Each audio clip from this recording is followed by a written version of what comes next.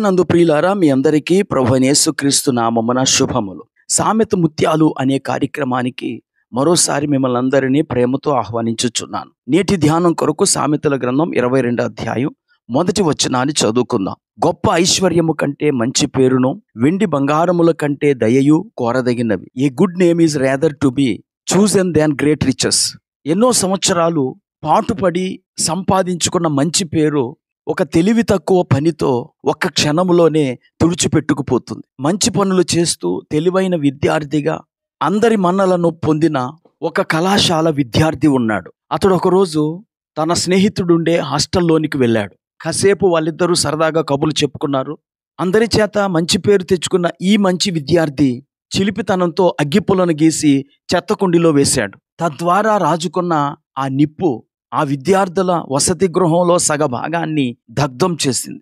ఆ విద్యార్థి అప్పటి వరకు సంపాదించుకున్న మంచి పేరు, పలుకుబడి ఆ ఒక్క చిలిపి సంఘటనతో పూర్తిగా దగ్ధమైపోయింది. ఆ తరువాత అతడు ఎంత మంచిగా జీవించినా అతడు చేసిన ఆ పనిని మాత్రం ప్రజలు మర్చిపోలేదు. ప్రియులారా, ఈ ఉదంతా నేను ఎందుకు చెప్తున్నానంటే, మనము ఎల్లప్పుడూ జాగ్రత్తగా ఉండాలి. అంతవరకు తెచ్చుకున్న మంచి పేరు ఒక చిన్న సంఘటనతో మనము పోగొట్టుకునే అవకాశం ఉంది.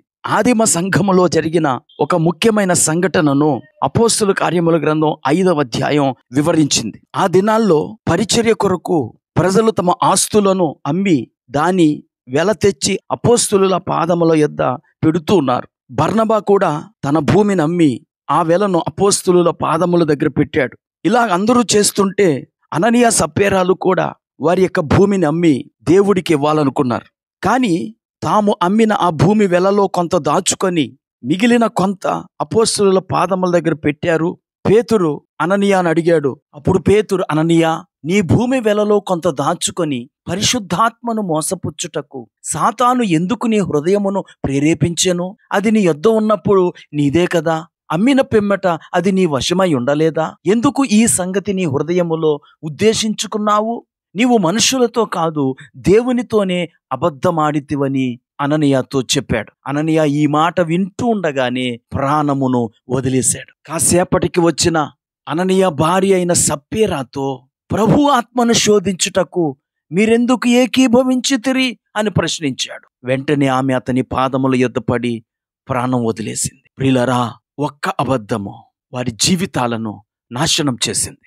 ఆదిమ సంఘంలో జరిగిన ఈ సంఘటన నేడు మనకి ఒక హెచ్చరికగా ఉంది. ఎంతో భక్తి చేస్తున్నాం, ఎంతో క్రమంగా గుడికి వెళ్తూ ఉన్నాం, దేవుని కొరకు ప్రయాసపడుతున్నాం. ఇతరులతో వ్యవహరించే విషయంలో ఒక సంఘటన లేక ఒక మిస్బిహేవియర్ మీ జీవితాన్ని, మీ సాక్ష్యాన్ని పాడు చేయవచ్చు. అందుకే చెడ్డ పేరు తెచ్చుకోకుండా మనము ఎల్లప్పుడూ మిక్కిలి జాగ్రత్తగా ఉండాలి. ఇంతవరకు మనం సంపాదించిన మంచి పేరును నిలబెట్టుకోవాలి. కొన్నిసార్లు చిరాకులో ఉండి ఉండొచ్చు, అయోమయంలో, గందరగోళములో ఉండొచ్చు, రకరకాల ఒత్తిళ్లు మనలను తొందర పెడుతూ ఉండొచ్చు. అలాంటి సమయాల్లో ఒక్క మాట మన జీవితంపై చాలా ప్రభావాన్ని చూపుతుంది. మోషే కూడా అతడు భూమి మీద ఉన్న వారందరిలో మిక్కిలి సాత్వికుడిగా దేవుని చేత సాక్ష్యం పొందాడు. ఒకానొక సమయములో, అనగా సీను అరణ్యములో ప్రజలు కాదేశులో దిగినప్పుడు వారికి నీళ్లు లేకపోయాయి. ప్రజలందరూ మోషే అహరోనులకు విరోధంగా పోగయ్యారు. అప్పుడు దేవుడు మోషేతో చెప్పాడు, నువ్వు ప్రజల యొక్క పెద్దలను తీసుకుని వెళ్ళి వారి కన్నుల ఎదుట ఆ బండతో మాట్లాడుము, అది నీకు నీళ్ళిచ్చును అని చెప్పాడు. అయితే అప్పటికే ప్రజల మాటల వల్ల విసిగిపోయిన మోషే ప్రజల యొక్క పెద్దలను, అహరోనును తీసుకుని వెళ్ళి వారందరితో, ద్రోహులారా వినుడి, మేము ఈ బండలో నుండి మీ కొరకు నీళ్లు రప్పింపవలెనా అని ఆ బండను 2 మార్లు కొట్టాడు. ఆవేశములో, కోపములో అతడు చేసిన ఆ ఒక్క పని అతనిని కానానులోనికి వెళ్లకుండా ఆపివేసినది. తరువాత అతడు ఎంతో బ్రతిమాలినను దేవుడు కానానులో అడుగు పెట్టుటకు మోషేకు అనుమతి ఇయ్యలేదు. ఈ మాటలు వింటున్న ప్రియ స్నేహితుడా, సోదరి, బైబిల్ గ్రంథంలో ఇలాంటి ఉదాహరణలు ఎన్నో ఉన్నాయి. అవన్నీ మన జీవితాన్ని హెచ్చరిక చేస్తూ ఉన్నాయి. గనుక నీవు ఎల్లప్పుడూ జాగ్రత్త కలిగి నీ సాక్ష్యాన్ని, నీకున్న మంచి పేరును కాపాడుకో.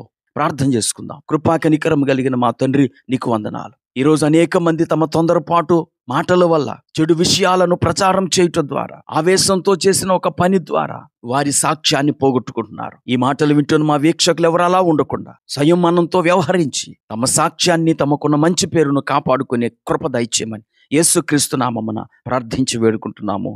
ఆమేన్.